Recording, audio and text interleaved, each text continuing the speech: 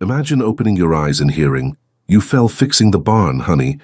You don't remember the barn or the house or the woman, but everyone acts like you've always lived there, especially 3 kids who call you dad.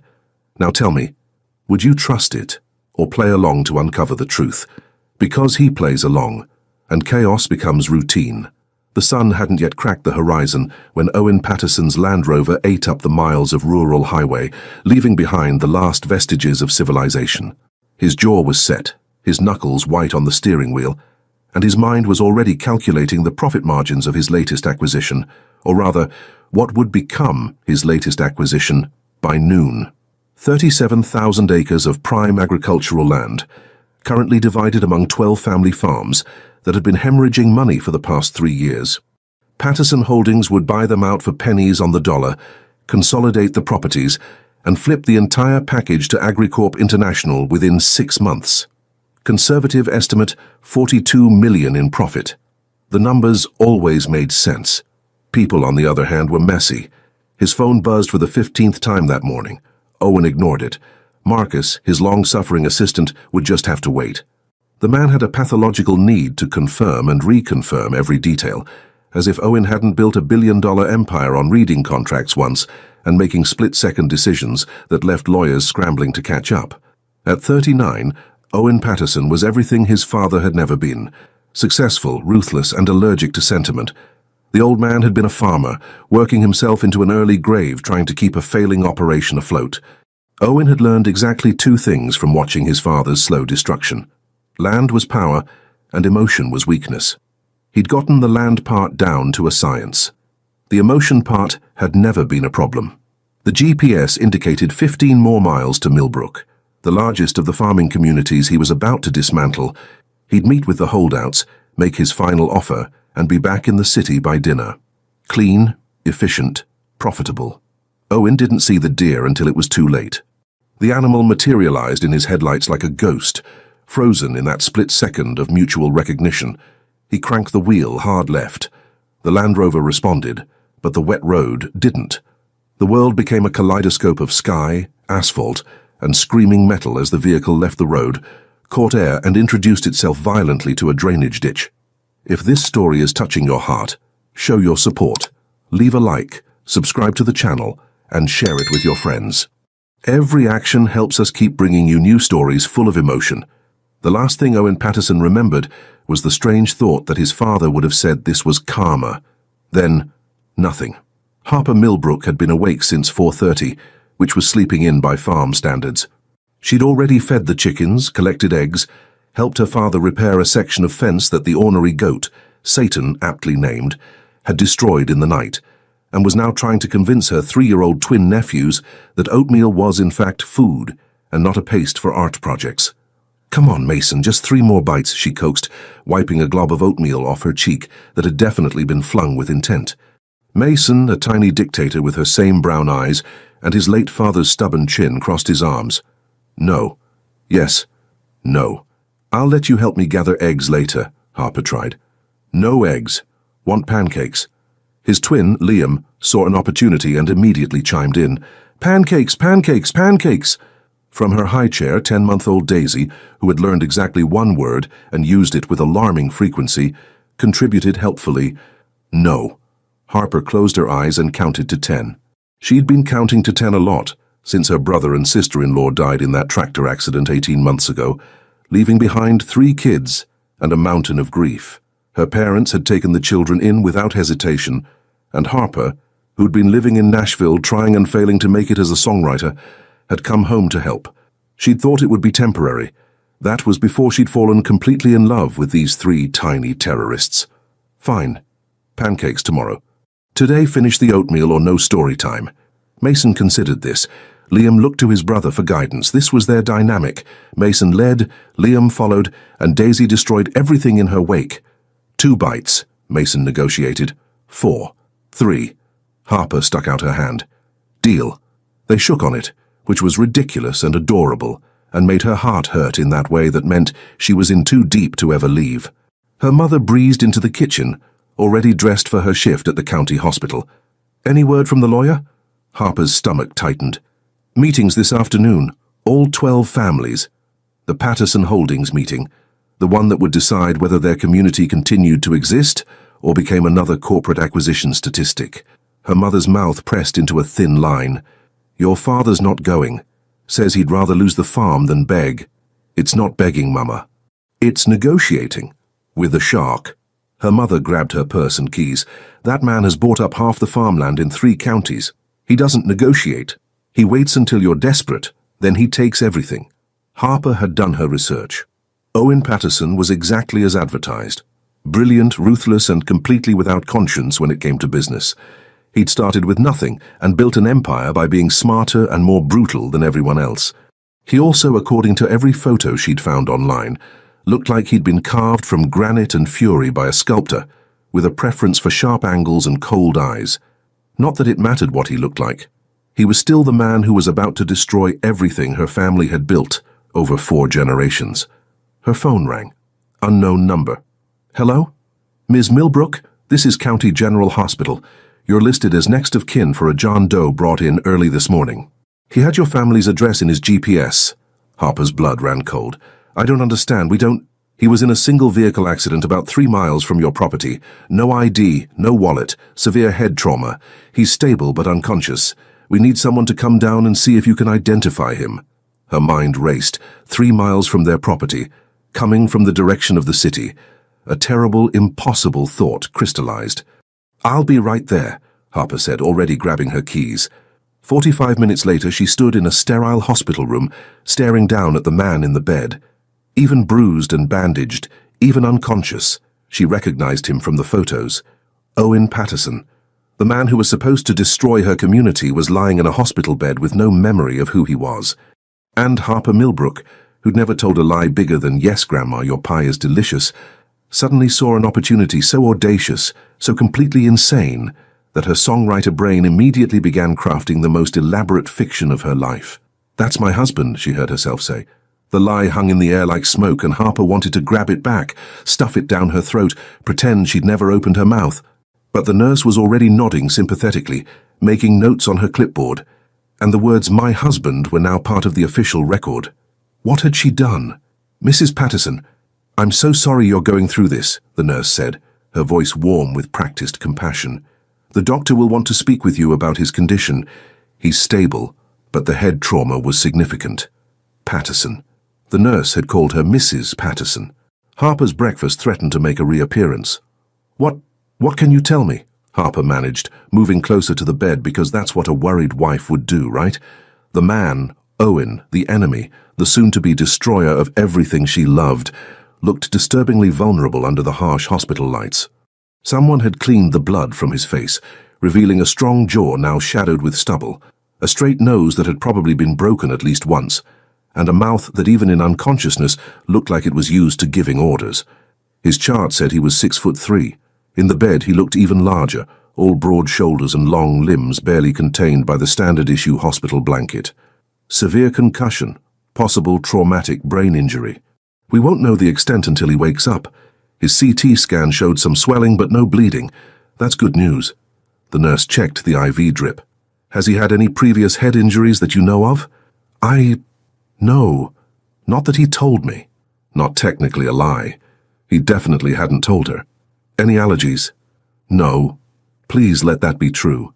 "And you said there was no ID found at the scene?" Harper's mind raced. This was it. The moment she could back out, confess, explain, it was all a misunderstanding. He must have lost his wallet in the accident. He was on his way home from a business trip. That part was actually true, in a horrible twist of irony. The nurse squeezed her shoulder. "Don't worry. The important thing is he's alive. Many people don't walk away from an accident like that." Walk away. Would he walk away? Or would he wake up with no memory? Could head trauma actually do that, or was it just something that happened in the soap operas her grandmother religiously watched? Harper had about 3 seconds to contemplate the cosmic joke of basing her criminal fraud on daytime television before Owen Patterson's eyes opened. They were the color of honey held up to sunlight, and they were staring directly at her with absolutely no recognition. "Hi," she whispered, "because what else do you say to the man whose life you're about to steal?" His brow furrowed. He tried to sit up, winced, and fell back against the pillows. "Where?" His voice was rough, scratchy. What happened? The nurse moved to his other side. Mr. Patterson, you were in a car accident. You're at County General Hospital. You've been unconscious for about 12 hours. How are you feeling? Like I got hit by a truck. He closed his eyes briefly, then opened them again, focusing on Harper. Do I know you? The room tilted. This was it. The moment of truth, except Harper was about to serve up the biggest lie of her life instead. Owen.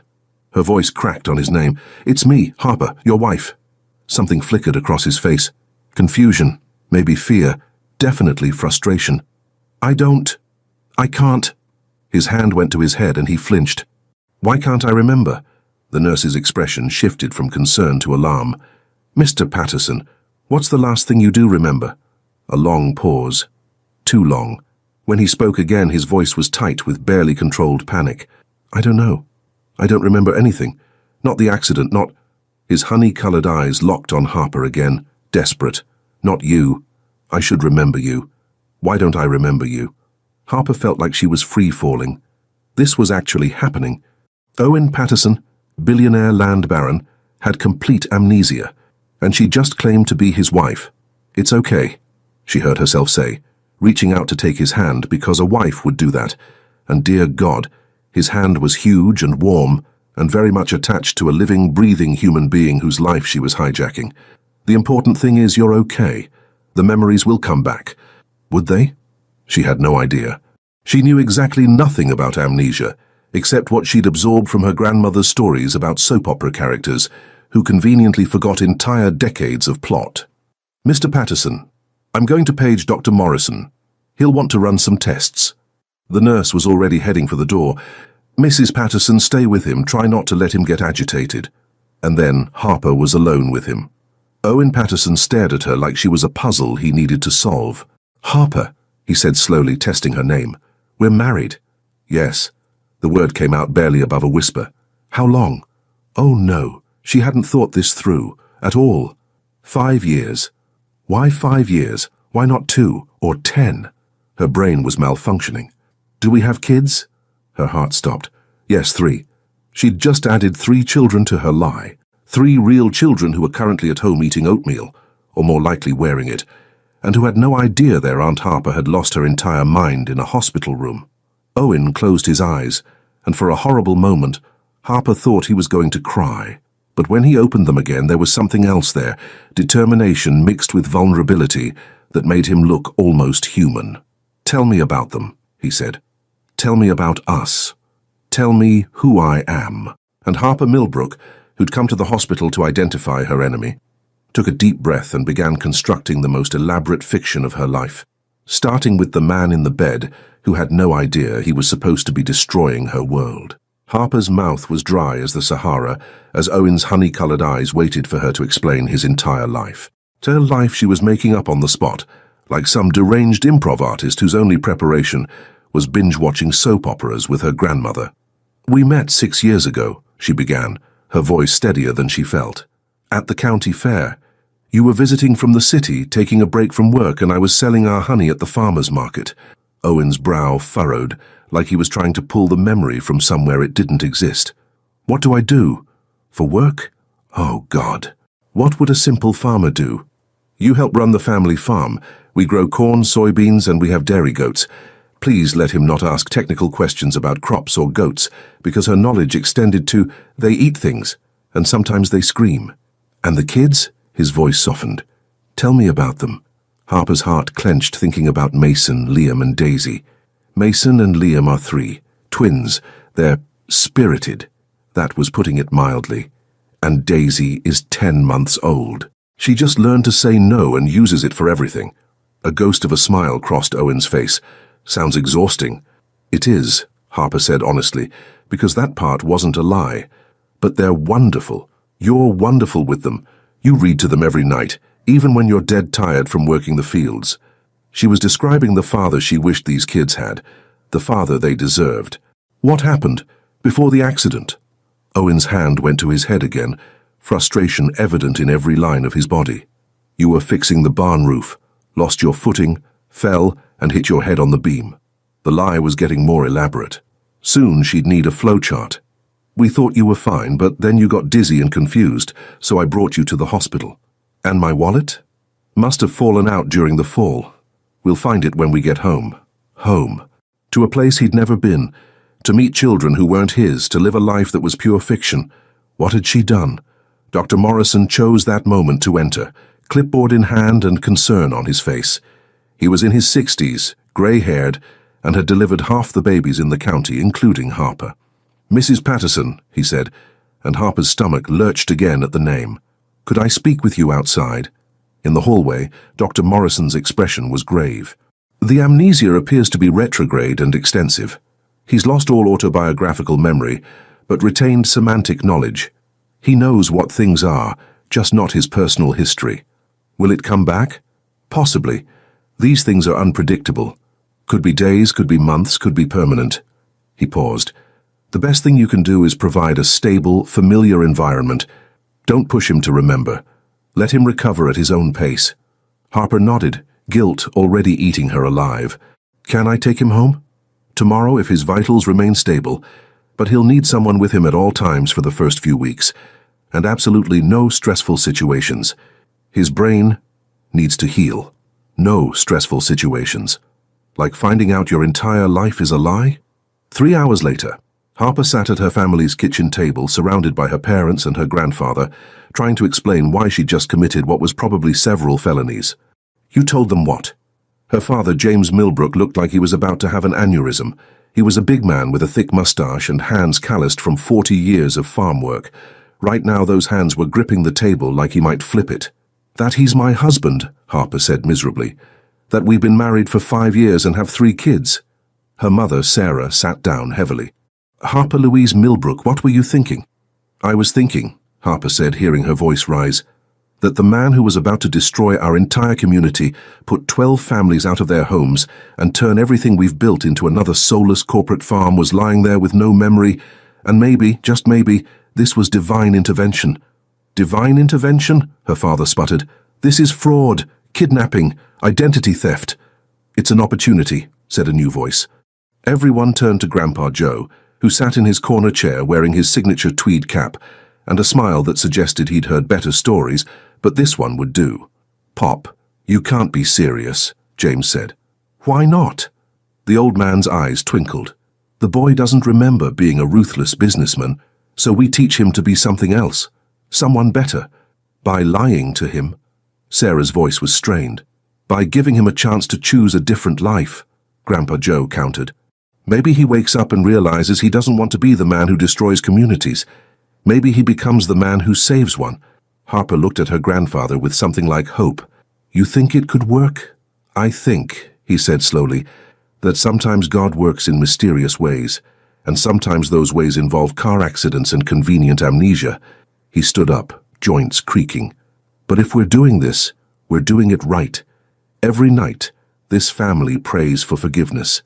And the second that boy's memory comes back, we confess everything and face the consequences." James looked at his father like he'd grown a second head.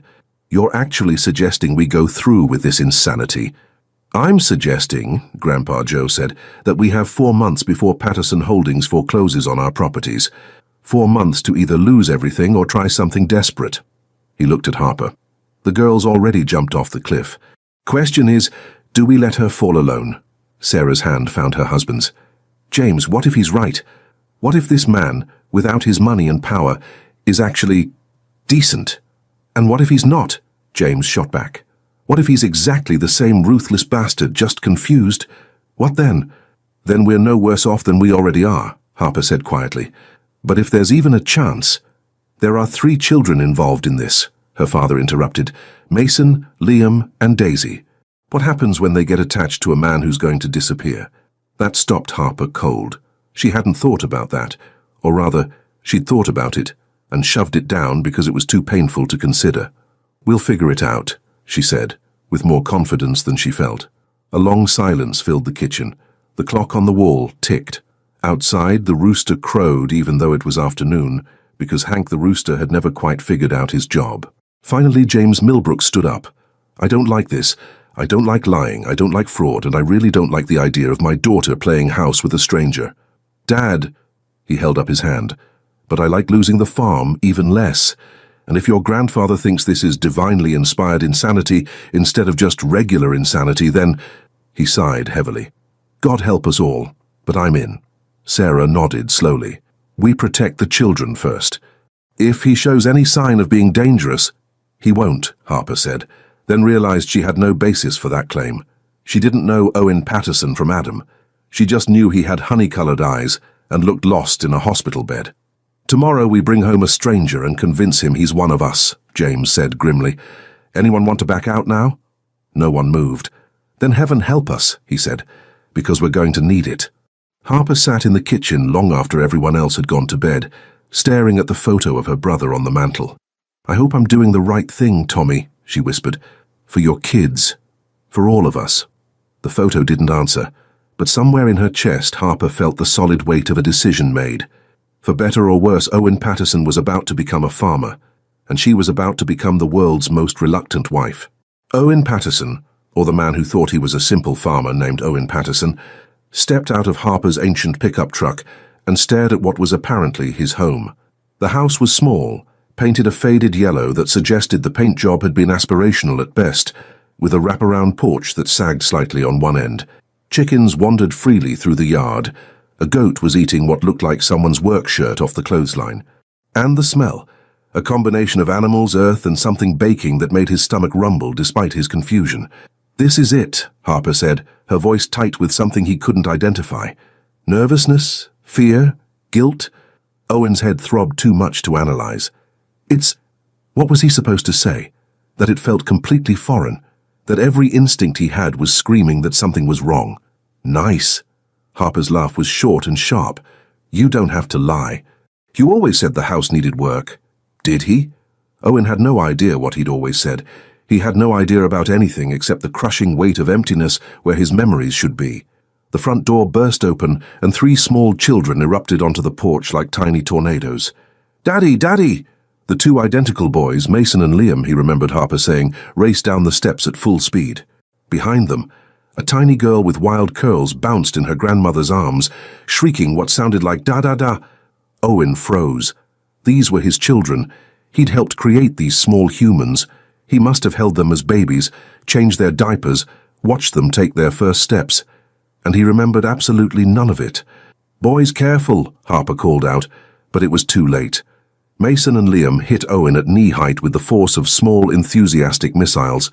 He stumbled backward, his still healing head spinning, and would have fallen if Harper hadn't grabbed his arm.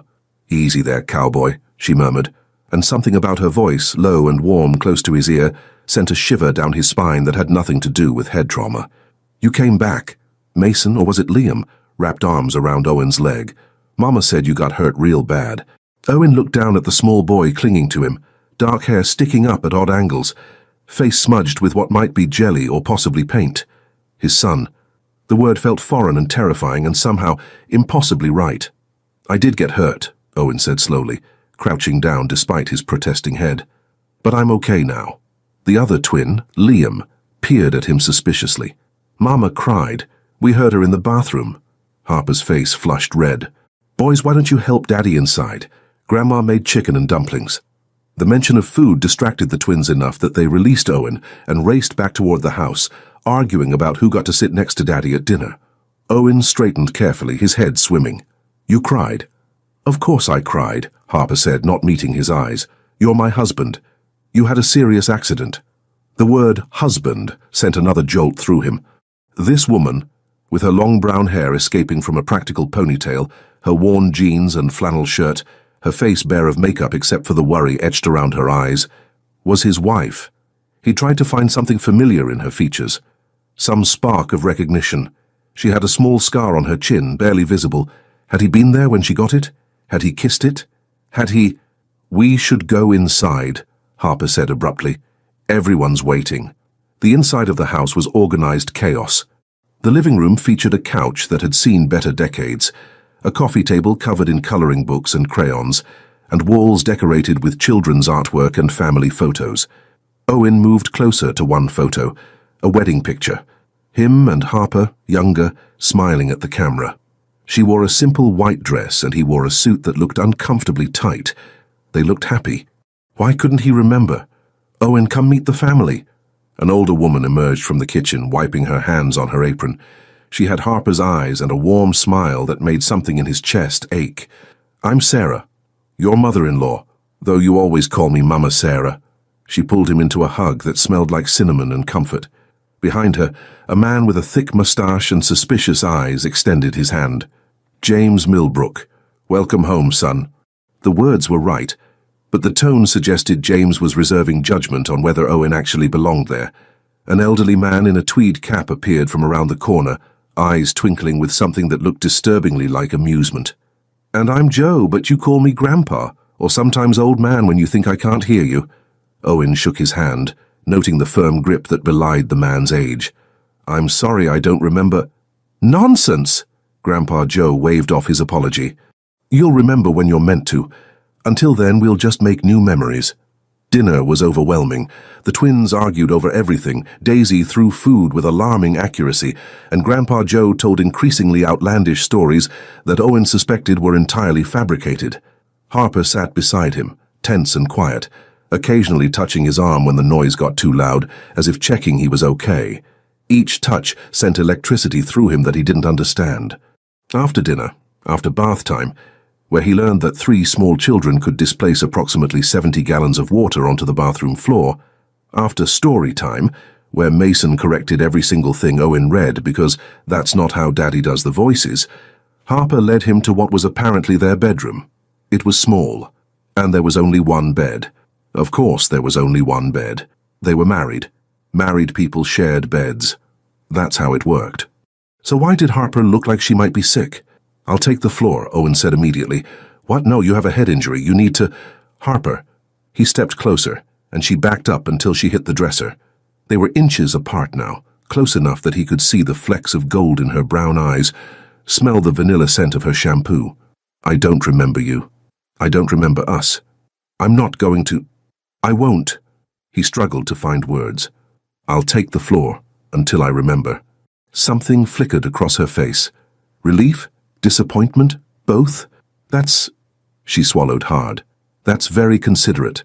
They stood there, frozen, the air between them thick with something Owen couldn't name.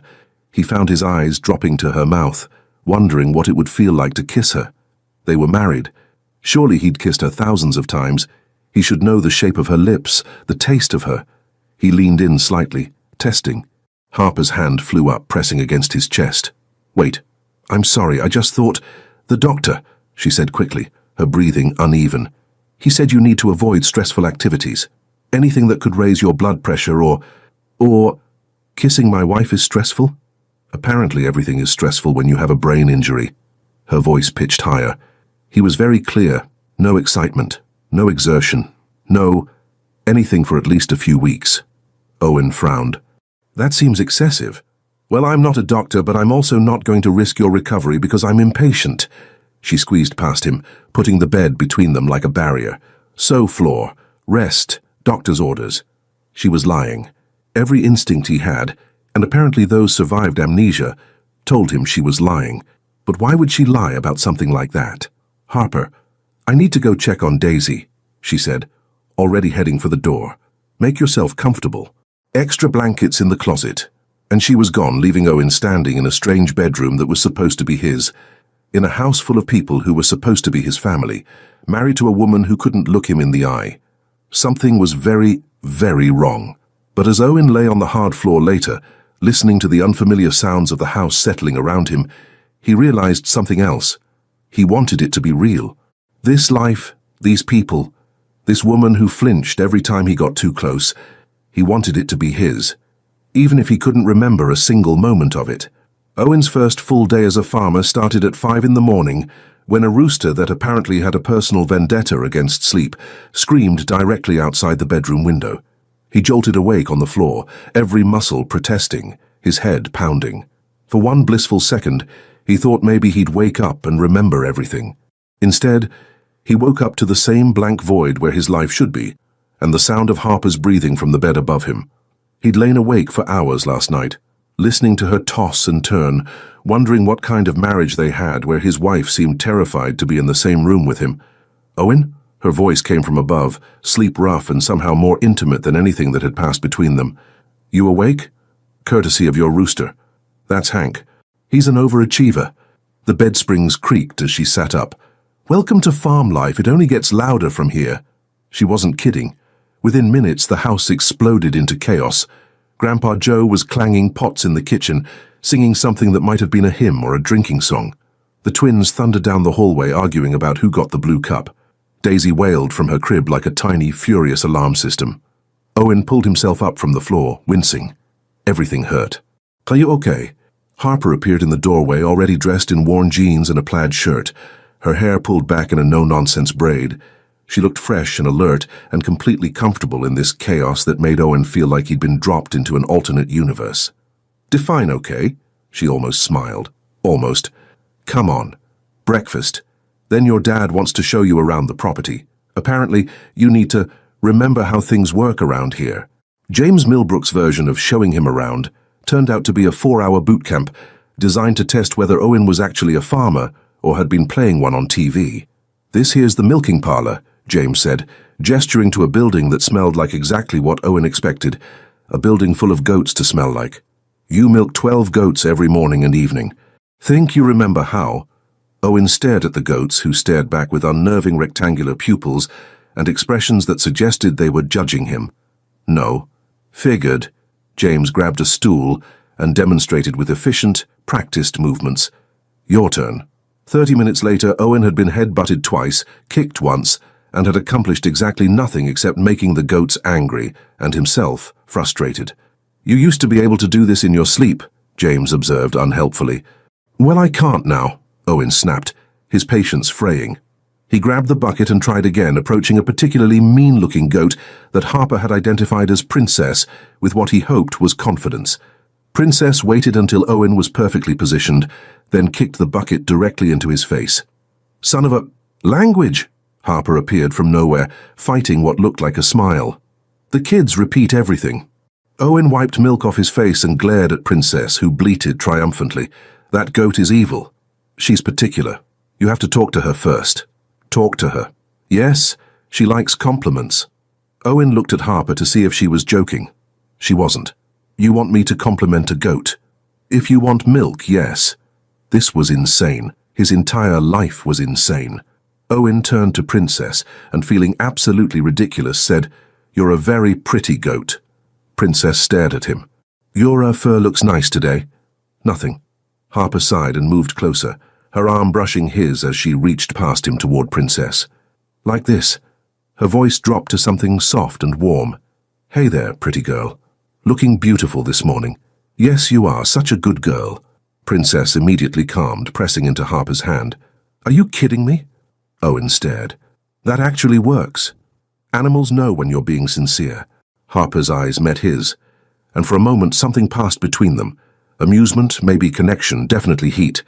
Then she pulled away quickly. "Try again, and mean it this time."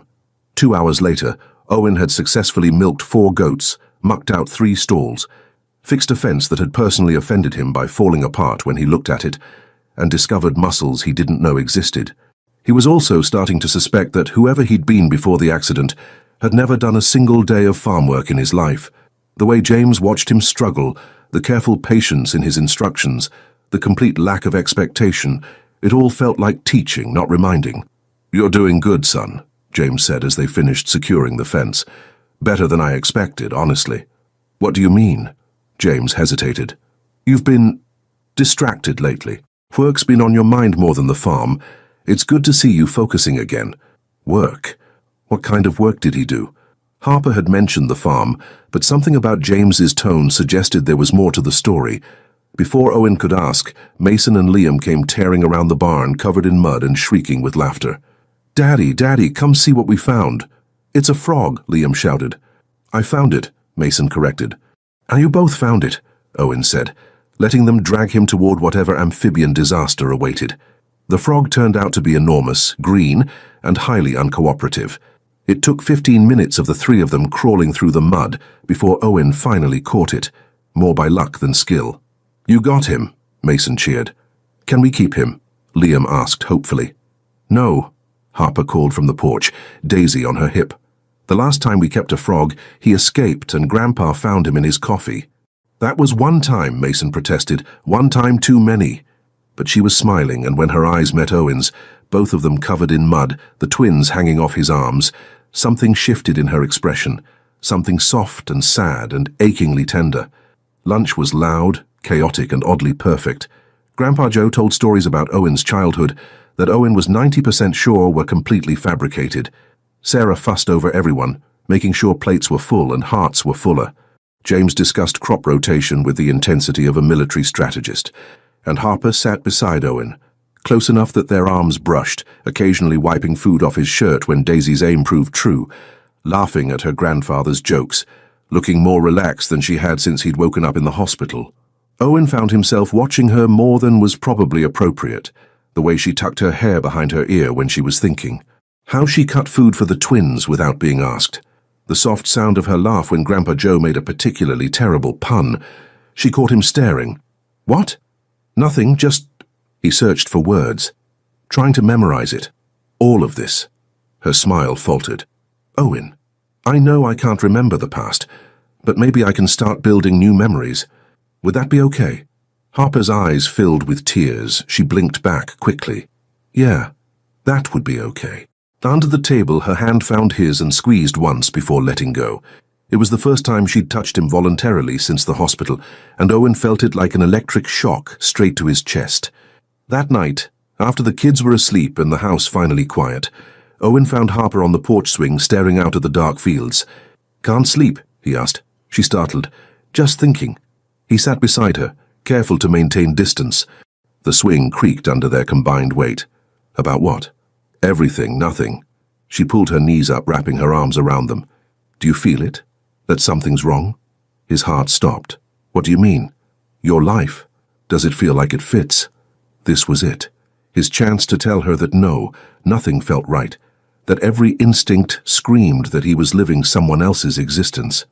But then he looked at her profile in the moonlight, at the worry etched across her features, and thought about the kids sleeping inside, about James's careful teaching and Sarah's warm hugs and Grandpa Joe's terrible jokes.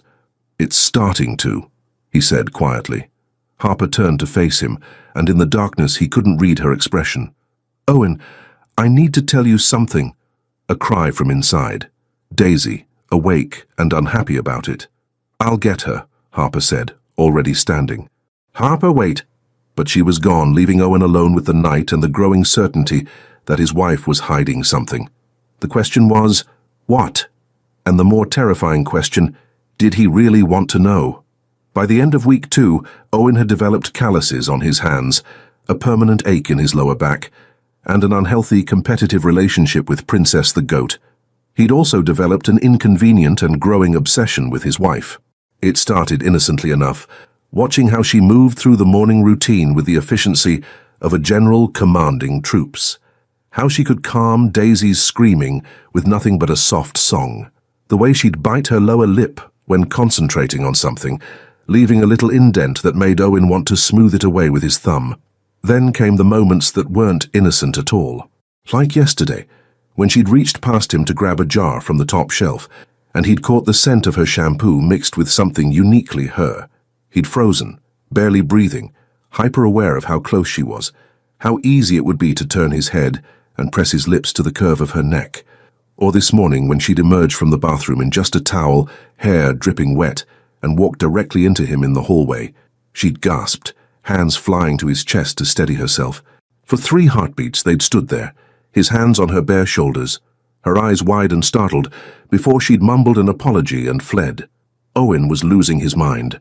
You're staring again, Grandpa Joe observed, appearing beside him with the stealth of a much younger man. Owen jumped, nearly dropping the bucket of feed he'd been holding while watching Harper chase the twins through the yard. I'm not. You're staring at your wife like a teenage boy with his first crush. It's adorable and also a little concerning since you've been married 5 years. Owen set down the bucket. Can I ask you something? Shoot. Does she seem, I don't know, nervous around me? Grandpa Joe's expression turned crafty. What makes you say that? Every time I get within 2 feet of her, she finds an excuse to leave. She barely looks at me during meals. Last night I tried to help her with the dishes, and she practically threw a plate at my head, telling me to go rest. Well, you did have a serious head injury. 2 weeks ago, the doctor cleared me for normal activity. Owen ran a hand through his hair, frustrated. Is she always like this? Were we having problems? Before the accident? The old man's face softened. Owen, my boy, sometimes when you love someone, you get scared. Scared of losing them. Scared of how much it would hurt if they went away. He patted Owen's shoulder. Give her time. She almost lost you. That changes a person. It made sense. Sort of. Except Owen couldn't shake the feeling that there was something more. Something everyone knew, except him. His chance to investigate came that afternoon when Harper drove to town for supplies, taking the kids and leaving Owen alone with the mysterious boxes in the barn that James had explicitly told him not to open. Owen lasted approximately 4 minutes before his curiosity won. The boxes contained papers, lots of papers. Bills mostly, all marked past due in increasingly aggressive red stamps. Letters from banks, something called a foreclosure notice, and at the bottom a manila folder labeled Patterson Holdings. Owen's hands trembled as he opened it. Inside were printouts of news articles, property records, and a photo of a man in an expensive suit standing in front of a glass office building. The man looked familiar, very familiar.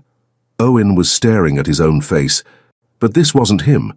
Not the him he saw in the mirror every morning, sunburned and wearing flannel. This man was polished, professional, and according to the article headline, Land Baron Patterson expands empire with rural acquisitions. Put that down. Owen spun to find James in the doorway, his face grave. Who is this? Owen held up the photo. Someone you used to know. Don't play games with me. This is me, in this photo, but I'm... He looked around the barn at the hay bales and tools and evidence of a life that suddenly felt wrong. I'm not a farmer, am I? James said nothing. How much of what you've told me is true? Owen's voice rose. Am I even married to Harper? Are those even my kids? The kids are orphans, James said quietly. My nephew and his wife died. We're raising them. The world tilted. So Harper and I aren't... I didn't say that. Then what are you saying? Owen shouted, then immediately regretted it as his head pounded. He lowered his voice. Please, just tell me the truth. James looked at him for a long moment. The truth is complicated. Try me. The truth is that man in the photo was going to destroy this community, buy up the land for nothing, and flip it to corporations. 12 families, 4 generations of history, gone. James's jaw clenched. That man didn't care about people, only profit. And now that man doesn't remember being that person. And maybe, James's voice caught, maybe that's not a bad thing. Owen sank onto a hay bale, his mind reeling. You're telling me I'm the villain in this story. Were, James corrected. Past tense. The man you are now. He reads bedtime stories. He learns to milk goats even though they kick him. He makes my daughter smile. He moved closer. So the question isn't who you were, son. It's who you want to be. Before Owen could respond, voices sounded from outside. Harper was back. Please, James said urgently. Don't tell her you know. Not yet. She's been through enough. Owen wanted to argue, wanted to demand more answers, but then Harper appeared in the doorway with Daisy on her hip and bags of groceries in her arms, and his heart did that stupid thing where it forgot how to beat properly. There you are. Can you help with... Owen, you okay? You look pale. He forced a smile. Fine. Just tired. As he took the bags from her, their fingers brushed. Harper's eyes met his, and Owen saw it. The guilt, the fear, the desperate hope that he wouldn't figure it out. Too late. That night, as Harper read bedtime stories and he tried to process his identity crisis, Mason climbed into Owen's lap. Daddy? Yeah, buddy? Are you going to go away again? Owen's chest tightened. What do you mean? Before you got hurt, you weren't here much. You were always in the city. Mason's small hand grabbed Owen's shirt. I don't want you to go. I'm not going anywhere, Owen heard himself say. And the terrifying part, he meant it. Whoever he'd been before didn't matter. That man had been willing to destroy this family, this community. This man, the one Mason called Daddy, the one who'd learned to milk goats and fix fences, the one hopelessly attracted to a woman who may or may not be his wife. This man was better. Later, lying on his usual spot on the floor while Harper tossed restlessly in the bed above, Owen made a decision. He wouldn't confront her, not yet. Instead, he'd figure out exactly what happened, why she'd lied, and what it meant for both of them. But one thing was certain. He wasn't going back to being that man in the expensive suit. That man was dead, and Owen intended to keep it that way. Owen's new strategy of pretend everything is normal while secretly investigating your fake life was going about as well as his first attempt at milking goats, which is to say, poorly and with frequent injuries. The problem was Harper. Specifically, the problem was that now Owen knew the truth. He couldn't stop noticing all the little tells. The way she flinched whenever he asked about their wedding. How she changed the subject when he mentioned his past. The guilty expression that flashed across her face every time he said, "I love you," to the kids. And he couldn't stop testing her. "Harper," he said one morning over breakfast, watching her carefully. "What was our first dance song? At the wedding?" She froze, coffee cup halfway to her lips. "Why?" "Just trying to remember. You know, building new memories by learning about old ones." Her eyes darted to her father, who suddenly became very interested in his eggs. "It was, her amazed by Lone Star." Grandpa Joe choked on his coffee. "You okay, Grandpa?" Owen asked innocently. Fine, fine. Just went down the wrong pipe." The old man's eyes twinkled with what looked suspiciously like amusement. "Though I could have sworn it was Crazy by Patsy Cline." Harper shot her grandfather a look that could have curdled milk. "You're thinking of your wedding, Grandpa." "Am I? Memory's not what it used to be." Owen hid his smile. So they couldn't even keep their story straight. This was almost entertaining. Almost, if it wasn't also completely devastating. Because the worst part? Owen didn't even care that she'd lied. He cared that she looked so miserable about it. Later that afternoon, Owen found himself in the barn with Harper, supposedly helping her reorganize the feed storage. In reality, he was watching her stretch to reach the top shelf, her shirt riding up to reveal a strip of skin that made his mouth go dry. "Can you hand me that bag?" she asked, pointing. Owen grabbed it and stepped closer, deliberately invading her space. "Here." She turned, found him right behind her, and her breath caught. They were inches apart, close enough that he could see the flecks of gold in her brown eyes, the freckles scattered across her nose, the pulse jumping in her throat. "Owen!" Her voice came out strangled. "Harper." He kept his voice low, intimate. "Can I ask you something?" "What?" She pressed back against the shelf like a cornered animal. "Why are you so afraid of me?" "I'm not." "You are. Every time I get close, you run. Every time I try to touch you, you flinch." He raised his hand slowly, giving her time to stop him, and tucked a strand of hair behind her ear. His fingers grazed her cheek, and she trembled. "I'm your husband, or at least I'm supposed to be. So why do you look at me like you're terrified?" Harper's eyes filled with tears. "Because I am." "Of me? Of losing you?" Her voice cracked. "Of you remembering everything and realizing what?" She shook her head, tears spilling over. "I can't. Owen, please, I can't." Daisy's wail from the house cut through the moment. Harper used it as an escape route, ducking under his arm and running. Owen let her go, his heart pounding. Whatever she was hiding, it was destroying her. And despite everything, the lies, the deception, the elaborate fraud, he wanted to tell her it was okay, because somehow, impossibly, it was.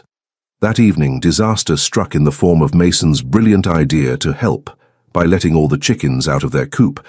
"I wanted them to play," Mason explained, as 20 chickens scattered across the property with the enthusiasm of prisoners staging a jailbreak. "This is a catastrophe," Harper muttered, chasing a particularly fast rooster. "This is hilarious," Grandpa Joe corrected from his porch chair, providing commentary instead of assistance. Owen found himself in a tag-team chicken-catching operation with Harper, both of them covered in feathers and dirt, laughing despite the chaos. "Got one," Harper dove, snatching up a hen. She turned to Owen, triumphant, hair wild around her face, dirt streaked across her cheek, grinning like she'd won the lottery. And Owen fell completely, irrevocably in love. Not with his wife, with this woman. This beautiful, terrible liar who cried in bathrooms and read bedtime stories with different voices for every character.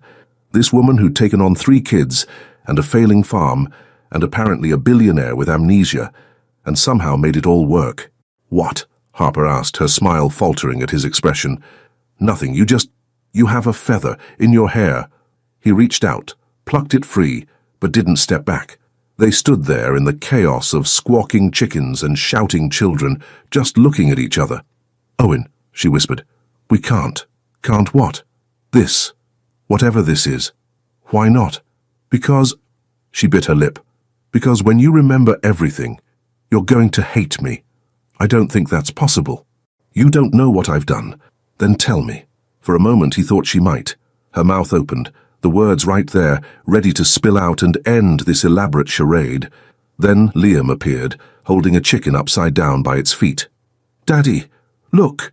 I caught the mean one." The moment shattered. That night, Owen made a decision. He walked into their bedroom, where Harper was already in her usual position, back against the headboard, knees drawn up, arms wrapped around them like armor. "I'm not sleeping on the floor anymore," he announced. Her eyes went wide. "What?" "The doctor cleared me 3 days ago. My head is fine, and I'm tired of waking up with a backache." He grabbed his pillow from the floor. "I'm sleeping in my bed." "Owen, relax. I'll stay on my side. You stay on yours. We're adults. We can share a bed without it being weird. It's already weird. Then it'll be the same amount of weird, just more comfortable." He climbed into bed, keeping a careful distance. "See? Plenty of room." Harper stared at him like he'd suggested they juggle chainsaws. "This is a terrible idea." "Probably." He settled back against the pillows. "But I'm doing it anyway." She didn't move for a solid minute, then slowly, reluctantly slid down to lie flat, maintaining maximum distance. They lay there like two boards, stiff and uncomfortable. "This is ridiculous," Harper muttered.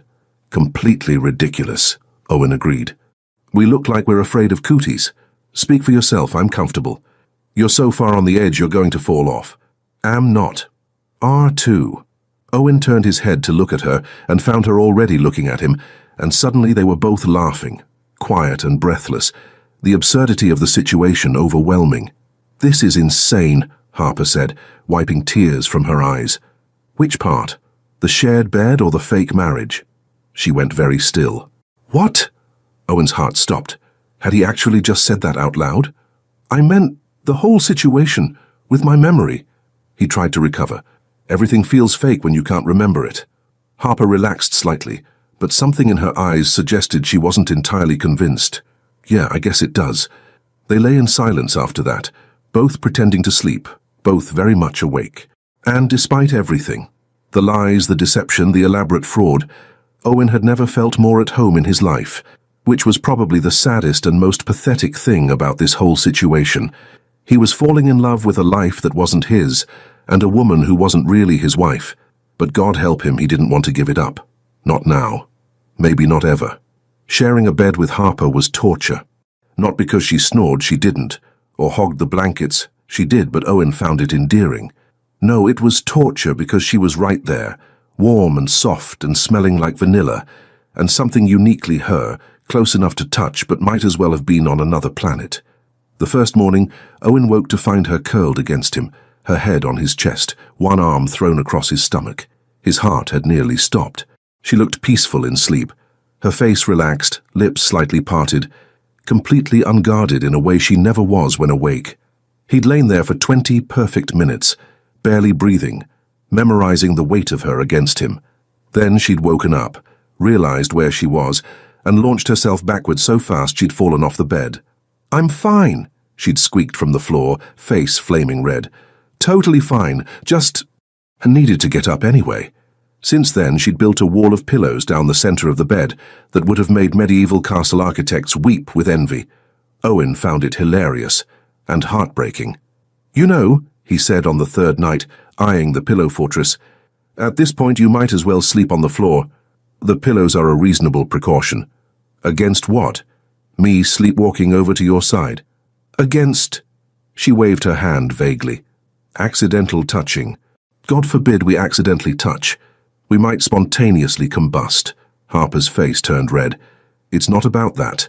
"Then what is it about?" She opened her mouth, closed it, then grabbed another pillow and added it to the wall. "I'm going to sleep now. Good night." Owen bit back a laugh. Stubborn woman. "Good night, Harper." But around 2 in the morning, he woke to find the pillow wall demolished. Harper once again curled against him, and this time his arm was around her waist. He should move. He should definitely move. He didn't move. The fourth week brought new challenges in the form of Owen's natural competitiveness and Harper's inability to back down from anything. It started innocently enough. Owen claimed he could collect eggs faster than Harper. She'd laughed and said he couldn't even find all the hiding spots. He'd taken it as a challenge. Ready? Harper held up a basket, eyes gleaming with mischief. First one back with a full basket wins. What do I get when I win? If you win, which you won't, you get to skip dish duty for a week. Deal, what do you get? The satisfaction of being right. She took off running before he could respond. Owen chased after her, laughing, the chickens scattering in alarm. He found eggs in places he didn't know chickens could physically reach. Under the porch, in an old boot. Inside what appeared to be a broken wheelbarrow that Satan the goat was using as a throne. Harper beat him by 30 seconds and proceeded to gloat insufferably. Admit it, she said, eyes sparkling. I'm the egg champion. You cheated. How could I possibly cheat at collecting eggs? You have insider chicken knowledge. It's unfair. Sore loser. Competitive winner. She laughed, and Owen realized he'd do just about anything to hear that sound again. The competitions became a daily thing. Who could milk the goats faster? Harper won, but only because Princess liked her better. Who could get the twins to eat vegetables? Nobody won that one. Who could make Daisy laugh first? Owen won by making ridiculous faces that left Harper doubled over with laughter. You're ridiculous, she told him after he'd won the who can balance the most items on their head competition. We're supposed to be working. We are working. I'm working on team morale. By balancing a bucket, 2 apples and a chicken on your head?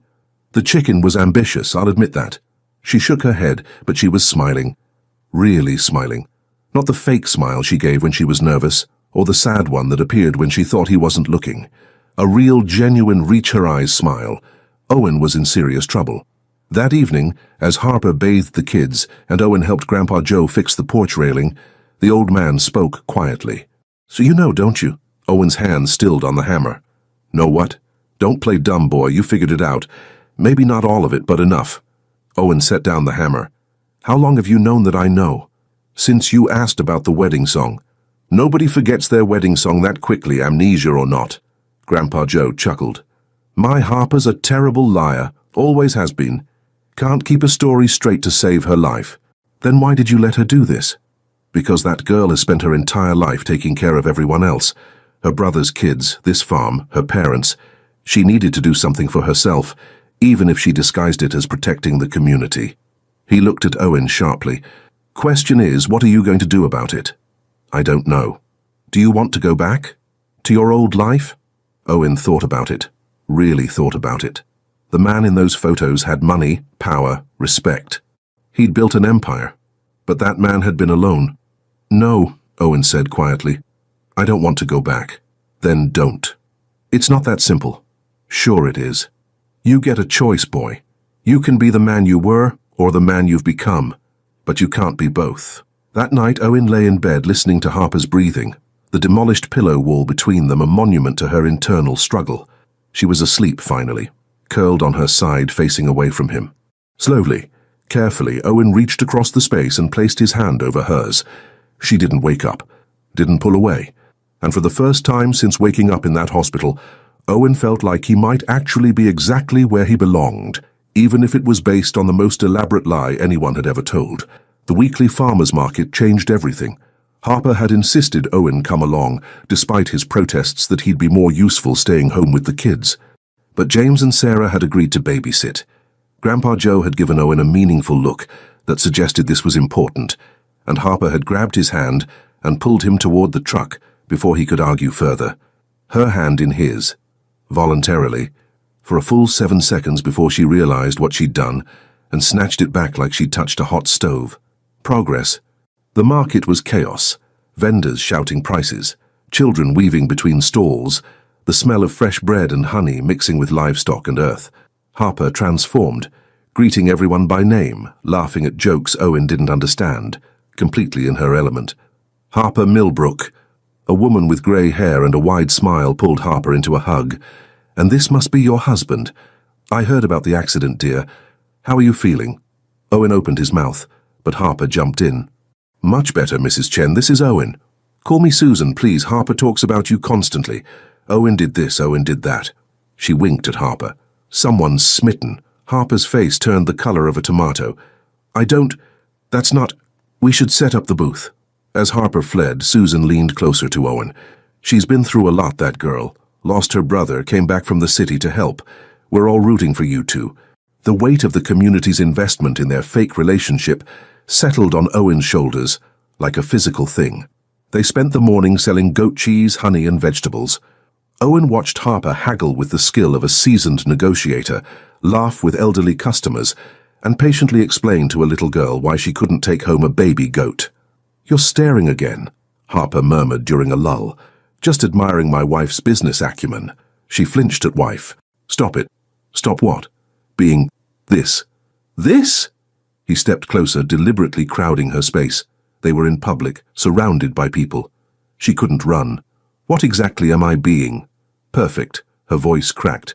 "You're being perfect, and it's not fair." "Harper, Mr. Patterson?" Owen froze. That voice, clipped, professional, vaguely familiar, sent ice through his veins. He turned to find a man in his late 30s, suit immaculate despite the dirt and chaos of the market, holding a tablet and looking at Owen with an expression somewhere between shock and relief. Marcus, his assistant. Owen knew this with the same certainty he knew his own name, even though he had no specific memories of the man. "Mr. Patterson, thank God. We've been searching for weeks. When you didn't show up for the Millbrook meeting, didn't answer your phone..." Marcus stopped, taking in Owen's appearance, the flannel shirt, the work boots, the calloused hands. "What happened to you?" Harper had gone pale. Owen saw her father across the market, frozen mid-conversation, staring at them. "I'm sorry," Owen said carefully. "I think you have me confused with someone else." Marcus's eyebrows shot up. "Sir, I've been your assistant for 6 years. I know..." He pulled out his tablet, showed Owen a photo. The man in the expensive suit. "This is you, Owen Patterson, CEO of Patterson Holdings. You were coming to finalize the Millbrook acquisition when you disappeared." The market seemed to hold its breath. Owen could feel dozens of eyes on them. Harper's hand found his arm, shaking. "Owen, who is this man?" "An excellent question." Marcus looked between them, confusion evident. "Who are you? And why is my boss dressed like..." His eyes widened as understanding dawned. "Oh my God, did you kidnap him?" "No," Harper squeaked. "It's not... He had an accident." "An accident?" Marcus was already dialing his phone. "Mr. Patterson, don't worry. I'll call the authorities..." "Wait." Owen's voice cut through the chaos with an authority that surprised even him. "Everyone, calm down." He looked at Harper, saw the tears streaming down her face, the absolute devastation in her eyes. She thought this was the end, that he'd hate her, leave, go back to being the man who destroyed communities. Owen made his choice. "Marcus, put the phone down." "But sir..."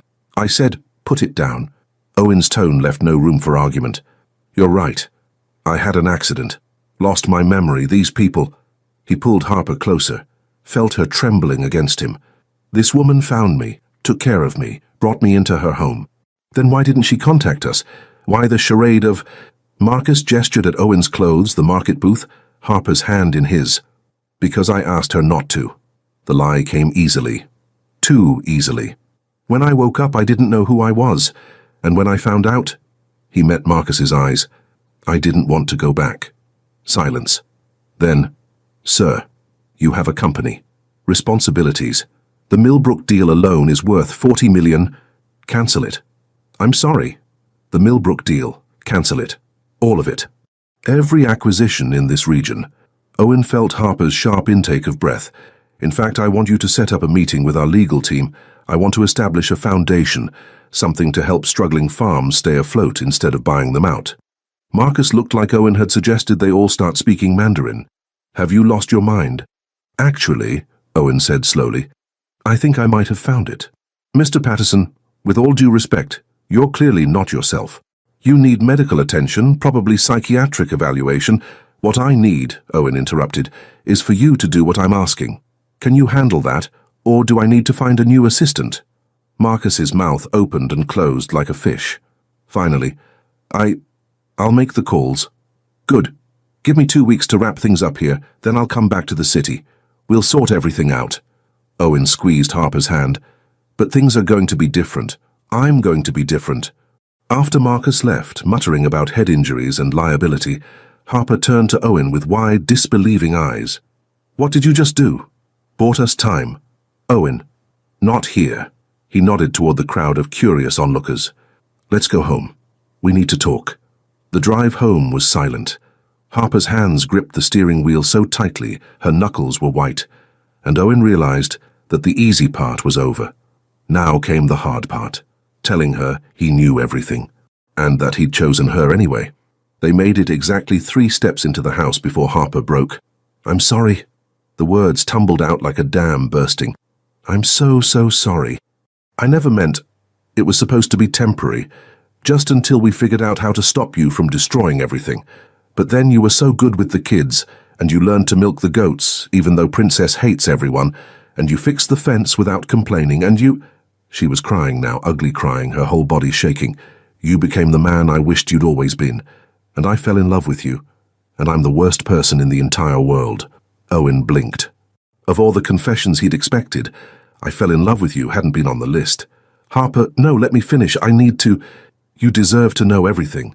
She wiped her nose on her sleeve, which was simultaneously disgusting and endearing. Your name is Owen Patterson. You're a billionaire. You were coming here to buy out 12 family farms, including ours, and flip them to Agricorp for a massive profit. You had the accident 3 miles from here. The hospital called me because our address was in your GPS. I know, Harper continued as if he hadn't spoken. So I lied. I told them you were my husband, that Mason, Liam and Daisy were our kids, but they're actually my brother's children. Tommy and his wife died 18 months ago and we're raising them. I convinced my whole family to go along with this insane plan to... She stopped. Wait, what? I know. Owen said it calmly, watching comprehension dawn on her face. I've known for about 2 weeks. All the color drained from Harper's face. You knew? I found the documents in the barn, the foreclosure notices, the file on Patterson Holdings. He took a step toward her. She took a step back. I confronted your father. He told me enough. And you didn't say anything? Her voice rose to a near shriek. You just let me keep lying? Let me make a complete fool of myself? You weren't making a fool of yourself. I convinced you that you were a farmer, that you had a wife and kids, that your entire life was something completely different. She was backing away from him now, arms wrapped around herself. Do you have any idea how guilty I've felt? Every single day, watching you with the kids, seeing you work so hard, knowing that when you remembered everything, you'd hate me. I don't hate you. You should. I kidnapped you, committed fraud, identity theft. I'm probably going to prison. Harper, stop. And the worst part, the absolute worst part, is that I fell in love with you, with this version of you that I created. How messed up is that? I'm in love with a man who doesn't even exist. I exist. Owen closed the distance between them in 2 strides, gripping her shoulders gently but firmly. Harper, look at me. She did, tears streaming down her face, and Owen's heart cracked open. I exist, he repeated quietly. This man, the one who reads bedtime stories and loses competitions to you and sleeps on the floor because he doesn't want to make his fake wife uncomfortable. He's real, more real than I've ever been. But the old me was miserable, alone, building an empire on other people's suffering because that's all I knew how to do. His hands slid from her shoulders to cup her face, thumbs wiping away tears. You gave me a chance to be someone different, someone better. By lying to you, by believing I could be more than what I was. He rested his forehead against hers, and she shuddered. Do you know what I thought when Marcus showed me that photo? When I saw who I used to be? She shook her head, unable to speak. I thought, thank God I don't remember being that man. Because that man would never have gotten to know you, would never have heard Daisy's first laugh, or watched Mason negotiate like a tiny lawyer, or learned that goats respond to compliments. He pulled back just enough to look into her eyes. That man would have destroyed this place and never looked back, and I never want to be him again. Owen. Her voice broke on his name. I'm not saying what you did was right. It wasn't. It was crazy and illegal and probably the plot of a soap opera your grandmother watches. Despite everything, Harper let out a watery laugh. But I understand why you did it. And more importantly, he took a deep breath. I'm grateful you did. How can you be grateful? I ruined your life. You saved it. The words hung between them, heavy with truth. I had everything and nothing. Now I have something worth keeping, worth fighting for. Harper's eyes searched his face. What are we going to do? I don't know yet, but we're going to figure it out. Together. He managed to smile. Unless you want me to leave. No. The word burst out of her, vehement and immediate. Then softer. No, please don't leave. Then I'm staying. We'll deal with Marcus, with the company, with all of it. But I'm not going anywhere. The kids need stability, consistency. They've already lost their parents. I'm not going to be another person who leaves them. They're not yours to, maybe not by blood, but I read to them every night. I know Liam is left-handed and Mason negotiates everything and Daisy only says no because it makes people laugh. His voice roughened. They're mine in every way that matters. Harper made a sound somewhere between a laugh and a sob, then buried her face in his chest. Owen wrapped his arms around her, holding tight while she cried. For the lies, for the fear, for the impossible situation they'd found themselves in. I love you, she whispered into his shirt. The real you, not the one I created. You. Owen's heart stopped, then started again at triple speed. He wanted to say it back, wanted to tell her that he loved her too, that somewhere between learning to milk goats and losing competitions and sharing a bed with a pillow wall, he'd fallen completely.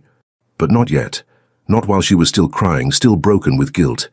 Instead, he pressed a kiss to the top of her head and whispered, I know. Outside, the sun began to set over the farm, and inside, two people who'd started as enemies began the tentative process of becoming something much more complicated, something real. The family meeting that night was exactly as awkward as Owen expected. They sat around the kitchen table, Owen, Harper, James, Sarah, and Grandpa Joe, with the kind of tension usually reserved for hostage negotiations. So, James cleared his throat. You know. I know, Owen confirmed. And you're not angry. Owen considered this. I'm not sure what I am. Confused. Definitely. Surprised. Not as much as I should be. He looked at Harper, who was staring at her hands like they held the secrets of the universe. But angry? No. Sarah dabbed at her eyes with a tissue. We should never have let Harper do this. It was wrong, sinful. We've been praying every night for forgiveness. Mama, please, Harper muttered. No, she's right, James interjected. We essentially kidnapped a man and brainwashed him into thinking he was someone else. You didn't brainwash me, Owen said. You gave me a family. There's a difference. Grandpa Joe, who'd been suspiciously quiet, finally spoke up. So what's the plan, boy? You going back to your penthouse and your billions? Eventually I'll need to handle the business, but I'm not disappearing. Owen's hand found Harper's under the table, squeezing gently. She squeezed back, holding on like a lifeline. I meant what I told Marcus. I'm cancelling the Millbrook acquisitions. All of them. James's eyes widened. That's $40 million. I'll survive. I have plenty of money. Owen smiled slightly. What I don't have plenty of is this, family purpose, something worth more than a profit margin. Sarah started crying again. James looked like he might join her. There's still the matter of the lies, James said gruffly. The children think you're their father. Then I'll be their father. Owen said it simply, like it was the most obvious thing in the world. Not legally, not yet, but in every way that matters. And Harper? Sarah looked between them, hope written across her face. What happens with you two? Harper and Owen both froze. That was the question, wasn't it? What were they? Fake spouses? Real friends? Something more complicated? We're figuring it out, Owen said finally, because it was the truth. Later that night, lying in bed with the pillow wall conspicuously absent, Harper broke the silence. I can't believe you're not running for the hills. Where would I run? Back to an empty apartment, board meetings, a life where the closest thing I had to a friend was my assistant? Owen turned on his side to face her. This might have started as a lie, but somewhere along the way it became the truth. Harper mirrored his position, her face inches from his. When did you know that you were going to stay? When Mason asked me not to leave, when I realized those kids needed me. Not my money, not my company, just me. He reached out, tucked a strand of hair behind her ear, and when I realized I needed them too, needed you. Owen, her voice was barely a whisper. I'm not saying we have to figure everything out tonight. I know this is complicated. We have legal issues to sort out, a company to restructure, 3 kids who need stability. His thumb traced her cheekbone and she shivered. But I'm here, and I'm not going anywhere. So we have time.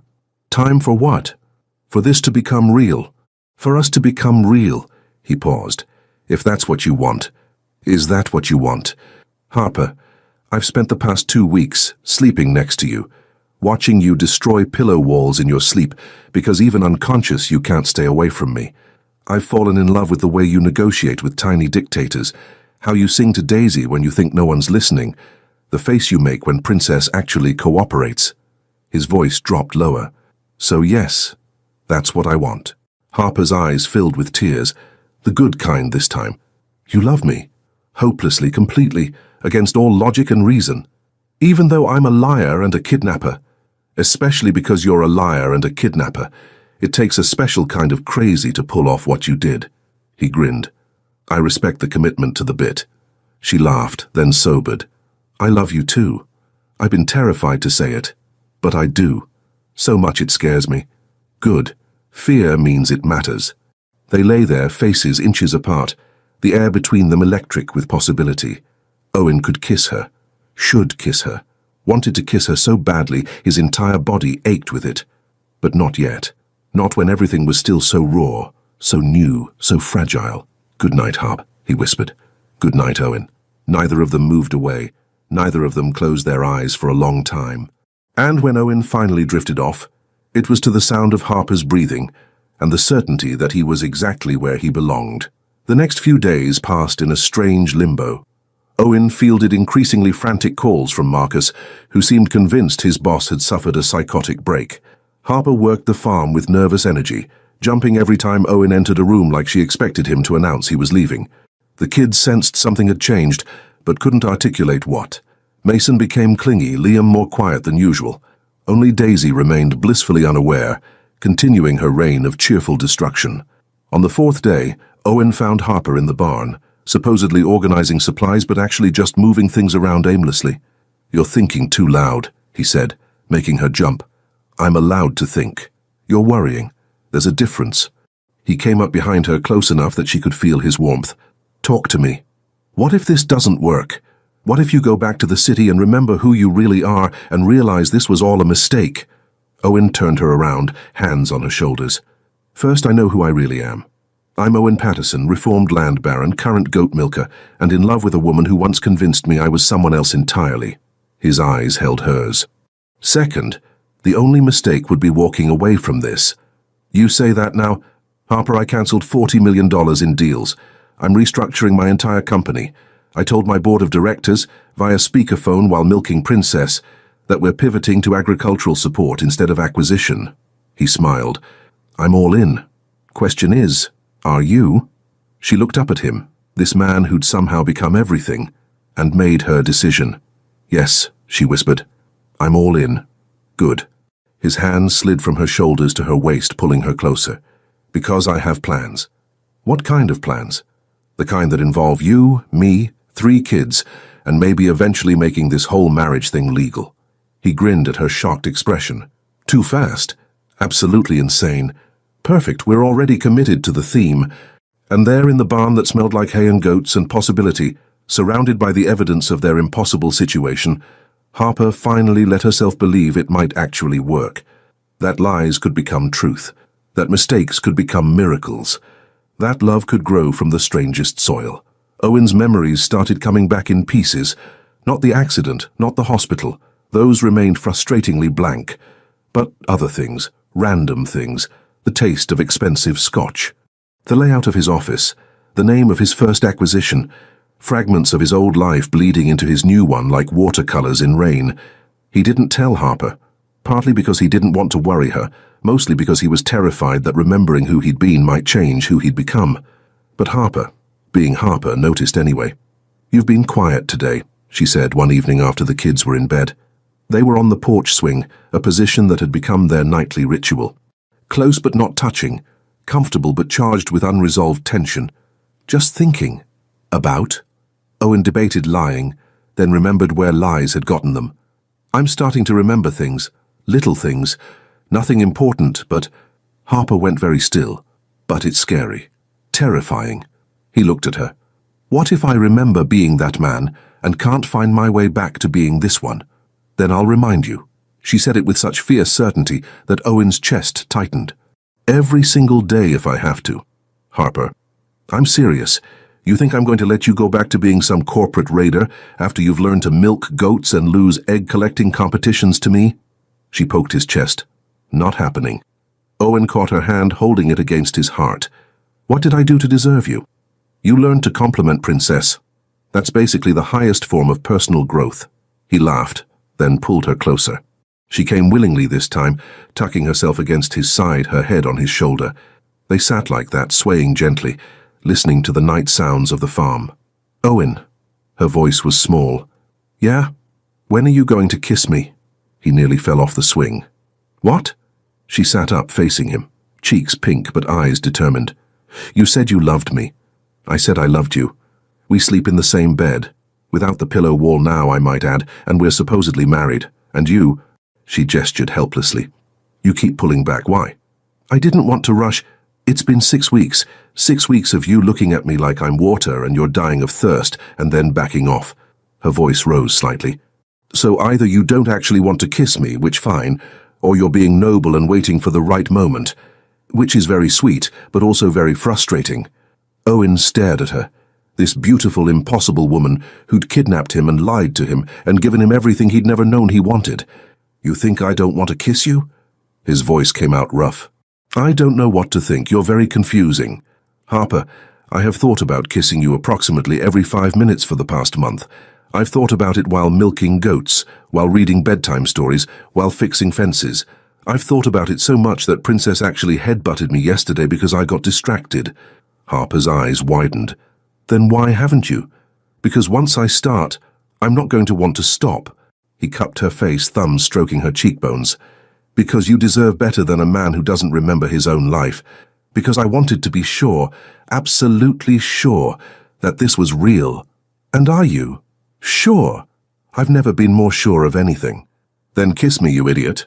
Owen laughed, and then he did. He kissed her slowly, carefully, like she was something precious he might break. Harper made a frustrated sound and grabbed his shirt, pulling him closer, deepening the kiss with an urgency that matched the weeks of tension between them. She tasted like hope and honey and home. Owen's hand slid into her hair, angling her head to take the kiss deeper. She gasped against his mouth and he swallowed the sound, learning the shape of her lips, the softness of her tongue, the way she melted into him like she'd been waiting for this as long as he had.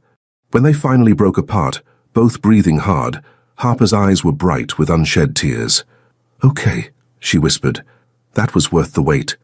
Just okay? Owen was already leaning in again. Maybe a little better than okay. I'll need more data to be sure. He kissed her again, harder this time, all the restraint he'd been holding on to for weeks finally snapping. She matched him, her hands fisting in his hair, making small sounds that drove him absolutely insane. They might have stayed there all night, making up for lost time if Mason's voice hadn't cut through the haze. Daddy! Liam throwed up! They sprang apart like guilty teenagers. Harper's lips were swollen, her hair a mess where Owen's hands had been. He probably didn't look much better. Coming, Harper called, then looked at Owen with a mixture of regret and amusement. Welcome to parenthood, where the moments of romance are constantly interrupted by bodily fluids. Owen laughed, standing and pulling her up with him. I wouldn't have it any other way. The vomit incident turned out to be nothing serious. Liam had eaten too many cookies after dinner, but it set the tone for the next few days. Stolen kisses interrupted by children, romantic moments derailed by goat-related disasters, tension building with nowhere to release it. Owen was losing his mind. You're driving me crazy, he told Harper one afternoon when they were supposed to be organizing the storage shed, but had ended up pressed against the wall, kissing like teenagers while the kids napped. Good crazy or bad crazy? She nipped at his lower lip. Definitely good. His hands roamed, mapping the curve of her waist, the softness of her hips. But we can't keep doing this. Someone's going to catch us. Then maybe, she said, pulling back to look at him with heat in her eyes, we should stop sneaking around and actually do something about it. Owen's brain short-circuited. Are you saying... I'm saying that I love you, and you love me, and we're adults who share a bed but haven't actually shared a bed, and maybe it's time we change that. Harper. His voice was strangled. Are you sure? I've been sure since you learned to compliment Princess without being prompted. She kissed him softly. I'm ready. The question is, are you? Owen looked at this woman who'd turned his life upside down in the best possible way and answered the only way he could. Yes. The night they'd been building toward arrived with surprising simplicity. Harper's parents had taken the kids for a sleepover at their house, something about giving Owen and Harper some time to reconnect that had made Harper turn scarlet and James look vaguely uncomfortable. Grandpa Joe had winked and told them to enjoy the peace and quiet, which hadn't helped Harper's embarrassment at all. Now they were alone, truly alone for the first time since this whole thing started. Owen found Harper in their bedroom, sitting on the edge of the bed, fidgeting with the hem of her shirt. She looked nervous and beautiful, and so vulnerable that his heart ached. Hey, he said softly, closing the door behind him. Hey. She looked up, brown eyes wide. This is weird, right, that we're both nervous? Completely weird. He crossed to her, cupping her face gently. We can wait. If you're not ready. I am ready, I'm just... She laughed shakily. I'm not who you probably imagined spending your life with. I'm a farm girl who smells like goats most days. I'm terrible at lying, clearly, and I'm bossy and stubborn and... Perfect, Owen interrupted, kissing her softly. You're perfect. I'm covered in freckles. I love every single one. He kissed her nose where freckles scattered like constellations. My hands are calloused. From work, I respect. He brought her hands to his lips, kissing each palm. Owen. Her voice caught. Harper. He knelt in front of her, hands on her thighs, looking up into her eyes. You gave me everything, a family, a purpose, a reason to be better than I was. And if you'll let me, I'm going to spend the rest of my life showing you exactly how much that means to me. Tears spilled down her cheeks. How are you real? I'm not sure I was. Not before you. She pulled him up, kissing him with a tenderness that made his chest tight. I love you. So much. I love you too. He stood, bringing her with him. Are you sure? I've never been more sure of anything. What followed was a revelation. Owen had expected, well, he didn't know what he'd expected, having no memory of past experiences. But this, with Harper, felt like discovering something entirely new. He took his time learning her with his hands and mouth, every curve, every freckle, every place that made her gasp or sigh. She was beautiful, more beautiful than he'd imagined during all those nights lying beside her, wanting and not having. You're staring, she whispered, vulnerability in every line of her body. I'm memorizing. His fingers traced the curve of her waist, the softness of her skin, every single detail. So I never forget this moment. She reached for him, pulling him down to her. Then let's make it memorable. They came together slowly, carefully, learning each other's rhythms. Harper trembled beneath him, and Owen paused, making sure she was okay, that this was what she wanted. Her answer was to pull him closer, to whisper his name like a prayer. Time became elastic, stretching and compressing. Owen lost himself in her, in the feel of her hands in his hair, her breath against his neck, the way she moved with him like they'd been made for this, for each other. When it was over, they lay tangled together, hearts racing, skin damp with sweat. Harper's head rested on his chest, her fingers tracing idle patterns over his ribs. That was... She started. Yeah, Owen agreed, because words felt inadequate. She propped herself up on her elbow, looking down at him with soft eyes. I love you. I love you too. He tucked her hair behind her ear, a gesture that had become habit. Even though you kidnapped me. Especially because I kidnapped you, she corrected. Fair point. He pulled her back down, wrapping himself around her. Best kidnapping ever. They fell asleep like that, wrapped in each other, in the certainty that whatever came next, they'd face it together. And when Owen woke in the early morning hours, Harper still in his arms, he realized something profound. His memories of who he'd been before didn't matter anymore. This, Harper warm against him, the farm quiet around them, 3 kids sleeping at his in-laws' house who called him Daddy, this was his real life. Everything else was just backstory, and he wouldn't change a single thing. 6 weeks after that night, Owen stood in the middle of the town square with a microphone in his hand and his heart in his throat. The entire community had gathered for what they thought was a town hall meeting about the Patterson Holdings situation. Instead, They were about to witness either the greatest romantic gesture of Owen's life or the most spectacular public humiliation. He was betting on the former. "My name is Owen Patterson," he began, his voice echoing across the square. Harper stood near the front, flanked by her family, looking confused and terrified. "6 weeks ago, I woke up in a hospital with no memory of who I was, and a beautiful, crazy woman convinced me I was someone completely different." Murmurs rippled through the crowd. Harper's face turned bright red. "She told me I was a farmer, that I had a wife and 3 kids, that my life was here, in this community." Owen's eyes found Harper's. "And you know what? She was right." "Owen, what are you doing?" Harper's voice carried across the square. "Something I should have done weeks ago." He set down the microphone and walked to her, dropping to one knee in front of everyone. The crowd gasped. Harper's hands flew to her mouth. "Harper Millbrook, you kidnapped me, lied to me, and turned my entire world upside down." He pulled out a ring, nothing fancy, just a simple band he'd had made in town. "And it was the best thing that ever happened to me." Tears streamed down Harper's face.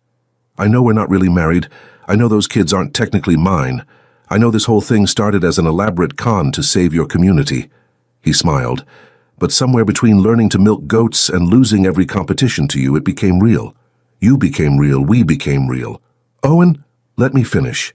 He took her hand. "I've spent 6 weeks falling in love with you. With Mason's negotiations and Liam's quiet observations and Daisy's enthusiastic no's, with your terrible lying and your fierce loyalty and the way you sing off-key when you think no one's listening." His voice roughened. "I don't want to go back to who I was. I want to stay who I've become with you forever." Harper was openly sobbing now.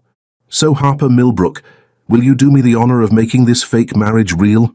Will you marry me? For real this time? No lies, no tricks, just us?" For one terrifying moment, Harper just stared at him. Then she launched herself at him so hard, they both went down in the dirt, her kissing him while the crowd erupted in cheers. "Yes," she said between kisses. "Yes, yes, yes, you ridiculous man." Owen slipped the ring on her finger, and the crowd went wild. Grandpa Joe threw flower petals he'd apparently been carrying just for this occasion. James wiped his eyes and pretended it was allergies. Sarah sobbed openly into a handkerchief. "There's more," Owen said, helping Harper to her feet. He addressed the crowd again. "Patterson Holdings is officially out of the acquisition business. Instead, we're establishing the Millbrook Foundation, a fund to help struggling farms stay afloat. Low-interest loans, agricultural support, whatever you need." Stunned silence. Then pandemonium. People rushed forward thanking him, clapping him on the back. But Owen only had eyes for Harper, who was staring at him like he'd hung the moon. "You saved us," she whispered. "You saved me first."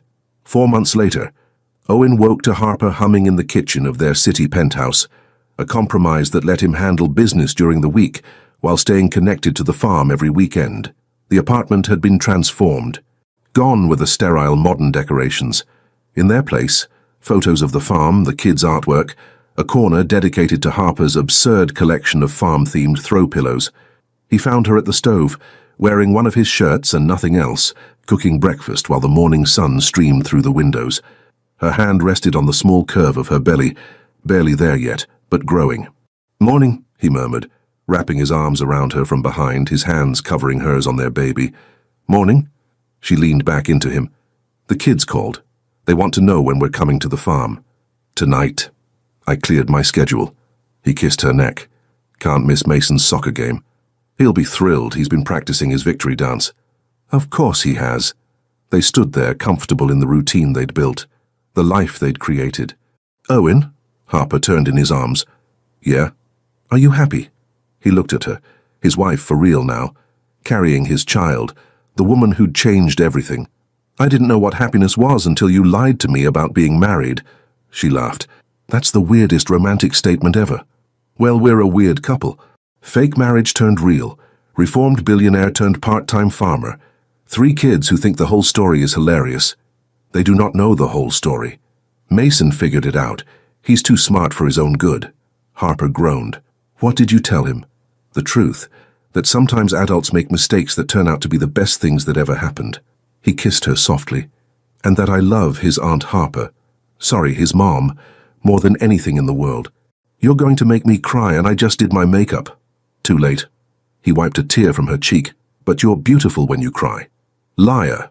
Reformed liar, he corrected. You reformed me, remember? She pulled him down for a kiss that tasted like coffee and promise and forever. Outside, the city hummed with life.